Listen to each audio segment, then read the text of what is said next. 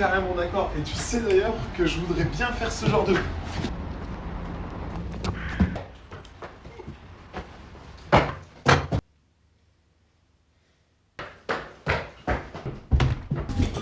Oh!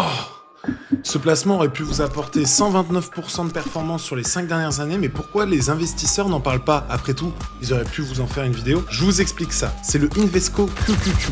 Il multiplie tout simplement la performance par 3 du Nasdaq 100 en faisant un recalcul complexe de la capitalisation des entreprises situées à l'intérieur du Nasdaq 100. Mais vous le savez, le Nasdaq 100, il est composé déjà des 100 plus grandes entreprises américaines en technologie, hors finance, aux États-Unis. Donc il performe déjà beaucoup sans que vous ayez besoin de multiplier sa performance. Et c'est bien ça le risque. Vu que les entreprises américaines peuvent être souvent surévaluées et parfois trop chères par rapport à leur valeur réelle, alors elles tombent. Et tombent d'ailleurs très fortement. Sauf que le QQQ va multiplier par 3 votre performance, mais va également multiplier par 3 vos pertes. Il faut savoir, les marchés financiers ont parfois des phases de baisse, et ces phases de baisse vont donc être multipliées par 3 pour l'entièreté de votre portefeuille sur le QQQ. Donc il vaut mieux s'en écarter ou alors mettre de petites sommes tous les mois sans y mettre beaucoup d'argent ou tenter un coup de poker. Cela n'empêche que ça en reste un indice rentable puisque sur les 5 dernières années, il a pris plus de 330%, là où le Nasdaq 100, son indice de référence, a pris lui 120%. Si tu veux apprendre à investir en finance, commente finance et je t'envoie